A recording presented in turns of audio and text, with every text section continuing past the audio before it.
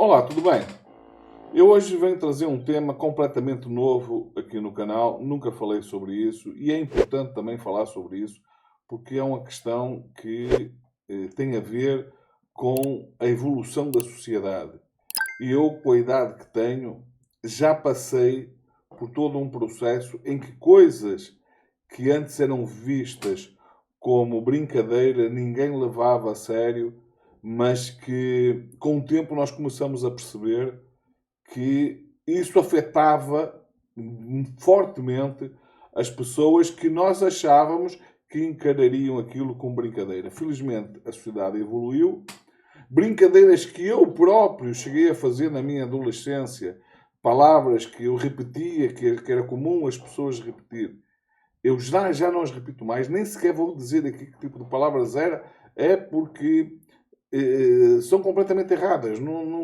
Jamais eu voltaria a dizer alguma daquelas brincadeiras que nós tínhamos naquele tempo.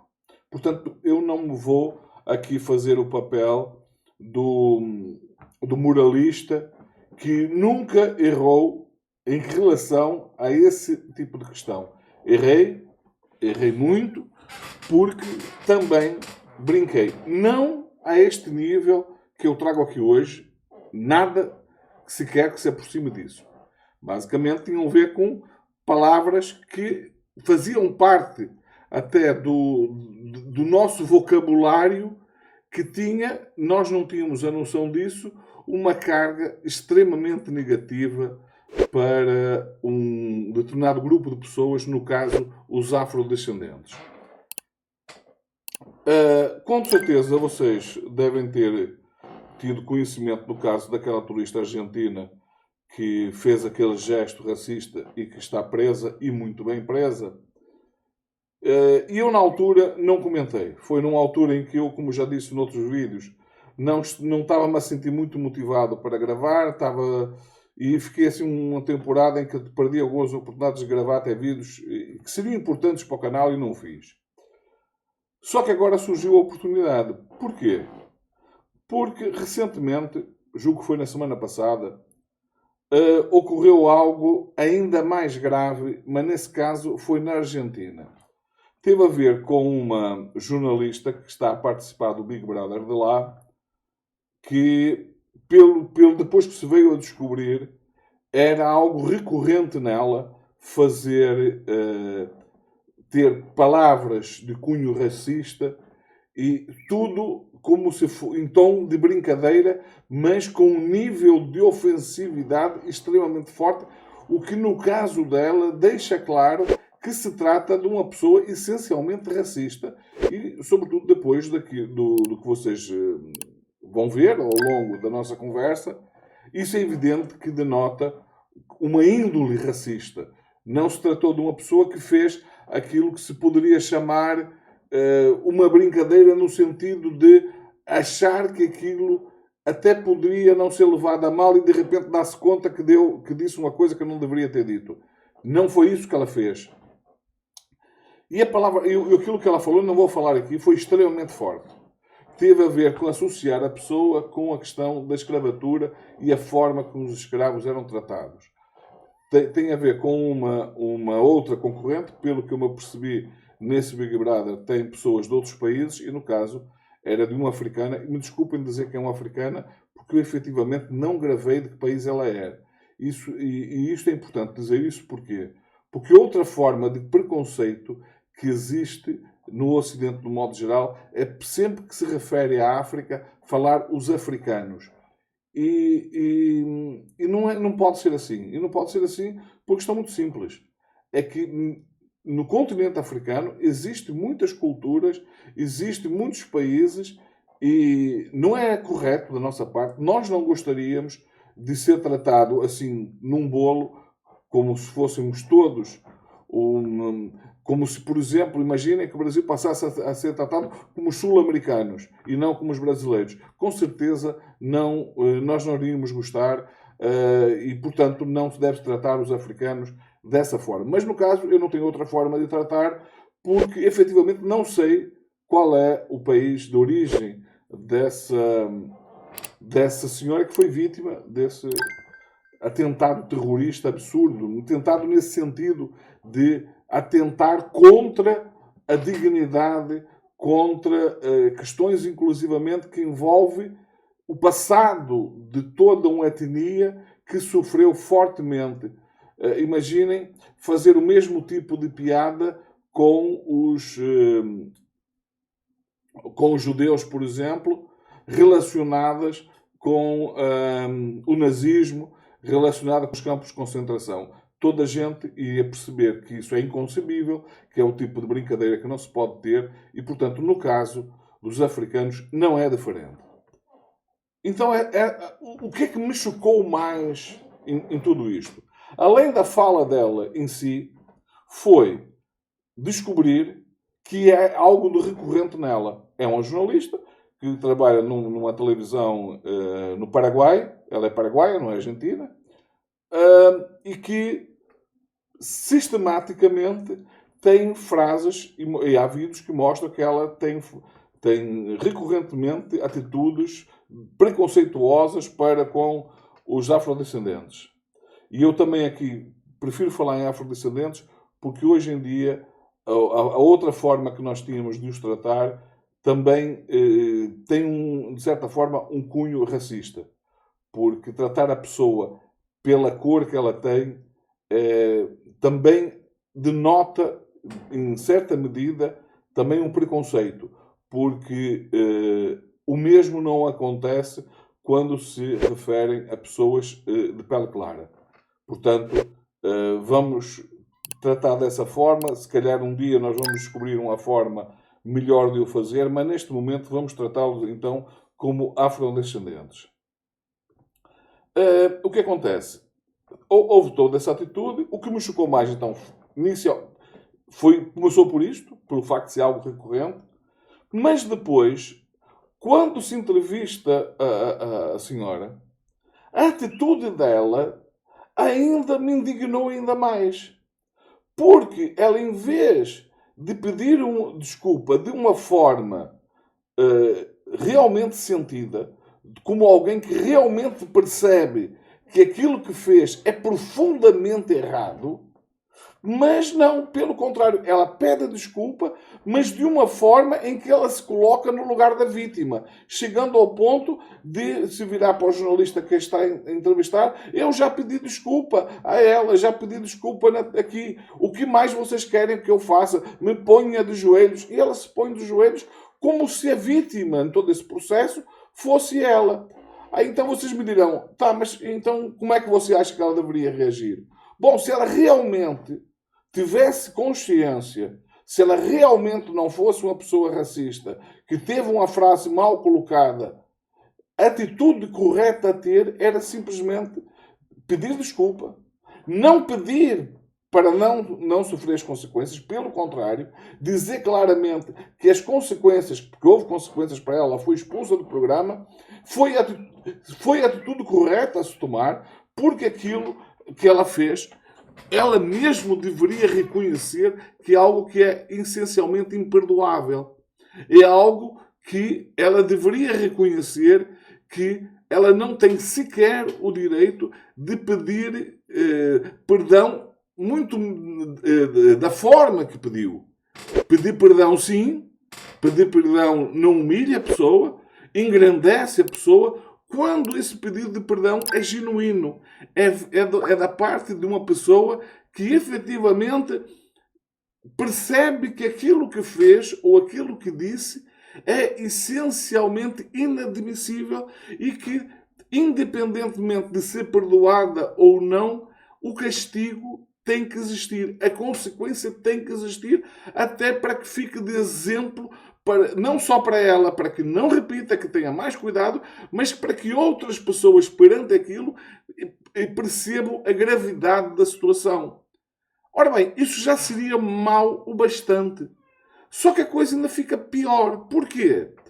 Porque depois, quando a televisão entra em contacto com colegas dela no Paraguai que a conhecem, a atitude deles é de indignação, não com aquilo que ela disse, e da forma com que ela pediu desculpa, mas a indignação deles foi por considerar que ela estava sendo, de alguma forma, humilhada, estava sendo usada para, como se costuma dizer, bode expiatório, numa situação em que ela, afinal, não fez assim nada de grave, era só para dar uma justificação à sociedade, dar uma justificação ao público, que se pegou nela como exemplo. Não se trata de nada disso. E o que acontece é que, dentro daquilo que eu ouvi, eu não ouvi, da parte das pessoas que convivem com ela, um único relato que fosse no sentido de criticar a posição dela e reconhecer que a pena que ela teve foi mais do que justa. Eu entendo que deveria ir além, sobretudo depois de tudo que ela tomou. Se fosse no Brasil, evidentemente, ela teria sido presa, e a pena que na Argentina eles não tenham evoluído agora, o bastante ainda para que isso se transforme em pena de prisão, como aconteceu com a Argentina, que está no Brasil presa até este momento. O que mostra, inclusivamente, que nesse aspecto o Brasil está muito à frente do resto do mundo, porque, até onde eu sei, o único país em que o racismo é tratado como crime inafiançável, e que nem sequer carece da vítima apresentar queixa para a pessoa ser presa, isto, tanto quanto eu sei, só acontece no Brasil. Mas a coisa ainda piora mais um pouco. Porquê? Porque uma das pessoas que foi entrevistada, colega dela, estava indignado. Porquê? Porque, de repente, passou-se a tratar como crime a ofensa. No entender dessa pessoa, é absurdo que a liberdade de expressão não atinge, e ele diz isso exatamente com essas palavras, não contemple a liberdade de ofender. Mas como é que é possível alguém, e até uma pessoa de uma certa idade, não era um adolescente, não era uma pessoa como se diz em Portugal, que é de novo demais, não pensa, não sabe, não pensa, fala sem pensar. Não! Era uma pessoa com idade mais do que suficiente, provavelmente da minha faixa etária, por exemplo, para perceber que aquilo não é essencialmente errado. Ou melhor, é profundamente errado. Então ele chega ao ponto de achar que o absurdo é terem feito o que fizeram com a pessoa que teve a atitude racista perante a outra concorrente, porque ela deveria ter a liberdade de dizer aquilo que disse. E aquilo que ela disse é de uma gravidade. Imagina alguém que fala de uma forma explícita. Evidentemente, eu não vou dizer aqui o que foi que ela falou, mas percebam, vocês conhecem a história, vocês sabem o que sofreram os escravos. Bom, basicamente, o que ela diz tem a ver com isso, com esse tempo, com a forma como os escravos defenderam o rei, achando que aquilo, de alguma forma, poderia se aplicar ainda hoje. Dá a entender isto. E a coisa não para de agravar, sim, ainda piora. Porquê? Porque quando ela diz isso, a reação de outros concorrentes, não de todos, mas de alguns deles, foi de rir, de encarar aquilo como piada, acharem aquilo muito engraçado, que não tem graça nenhuma. E houve uma pessoa, porque pelo que eu me apercebi, seria o marido dessa concorrente e que, pelo que eu entendi, é argentino. Ele também estava indignado com a atitude das pessoas que aplaudiram aquilo. E eu, no meu entender, não sei se foi ele ou se foi outra pessoa que disse, que essas pessoas também deveriam ter sofrido consequências. E eu acho que sim. Porque a única diferença entre a pessoa que disse aquilo e as que aplaudiram, que acharam aquilo engraçado, aplaudir aqui entre aspas, eu não me recordo se houve cada aplauso, mas houve risos mesmo de quem acha aquilo que muito engraçado, muito bom. Eu entendo que essa pessoa, a única diferença é que ela provavelmente ficou frustrada de não ter sido ela a ter dito aquela piada. Porque basicamente é isso que acontece. Quando alguém diz uma piada muito engraçada, que você se ri, muito provavelmente você tem aquela chamada inveja branca, e aqui o branca vem muito mal aplicado, mas não me ocorre outro termo, que é aquela situação em que a pessoa sente inveja da outra, mas não aquela inveja com carga negativa. É uma inveja positiva. E mais uma vez, chamar esse tipo de inveja de branco, agora que acabei que disse, isso soa-me extremamente mal. Porque parece que de repente o branco tem a ver com positivo e o negro tem a ver com negativo. E mais uma vez, quando a pessoa faz isso de forma quase que inconsciente, é levado a fazer uma associação. E foi exatamente isso que acabou de acontecer comigo. Eu, quando mal falei, a primeira coisa que eu associei é que aquilo também que eu acabei de dizer é essencialmente errado. E é errado, claro que não tem nem de perto nem de longe a gravidade daquilo que a moça falou. E eu quero deixar aqui bem claro que aquilo que eu disse é porque efetivamente não encontrei nenhum termo na altura e é o único, mas é essencialmente de vocês perceber a questão. Então a pessoa sente a inveja. Quando isso acontece, porquê? Basicamente, o que é que a pessoa está a pensar? Quem me dera ter sido eu a dizer aquilo. Quem me dera ter sido eu a estar a ser aplaudido por ter dito uma piada tão engraçada, ter gerado essa reação de gargalhada nas pessoas. Porque as pessoas gostam de sentir que quando num grupo elas dizem uma coisa que as pessoas acham engraçada e se riem, as pessoas sentem-se satisfeitas com isso. Então, aquelas que aplaudiram, a impressão que eu fiquei foi basicamente isso. Delas sentirem, assim, puxa, porque que não fui eu que me lembrei de ter esta ideia de dizer isto? Que essa reação de riso, de gargalhada, seria endereçada a minha piada. Mostrar como eu sou capaz de ser engraçado ou engraçada. Eu não sei se tinham... Rapazes tinha de certeza que eu cheguei a ver, mas não sei se também tinha moças também aplaudindo, mas independentemente disso, pouco importa. O que importa é o conjunto da obra, e o conjunto da obra é extremamente feio. A sociedade tem que evoluir. Mas agora, como eu não quero acabar este vídeo de forma tão negativa, eu vou trazer o lado positivo disso. E o lado positivo disto é que pela primeira vez eu assisti não só uma reação do programa ao expulsar a moça, como os argentinos, de um modo geral, claro que há exceções, mas as exceções para este caso não contam, a apoiar a decisão do programa e atacar a pessoa que teve aquela atitude racista. Aquilo eu achei positivo, o que mostra uma evolução na sociedade argentina que tende a não fazer isso. No caso, por exemplo, da Argentina que foi presa, as primeiras reações que eu vi foi de indignação das pessoas pelo facto de elas serem presas. Só que com o tempo eu comecei a notar que o discurso tinha mudado um pouco. Os argentinos começaram a perceber que fazia sentido. Tanto que eu comecei, para minha surpresa, ver um número bastante significativo de argentinos a defender que eles passem a adotar essa lei que vigora no Brasil na Argentina. E se eles vierem, parabéns, valeu a pena. Valeu a pena, pelo menos de alguma forma, se isso tiver consequências positivas para o futuro. E eu espero que em algum momento, se isto ocorrer, que também chegue ao Paraguai. Porque no caso do Paraguai, a impressão que eu tenho é que a coisa é mais grave.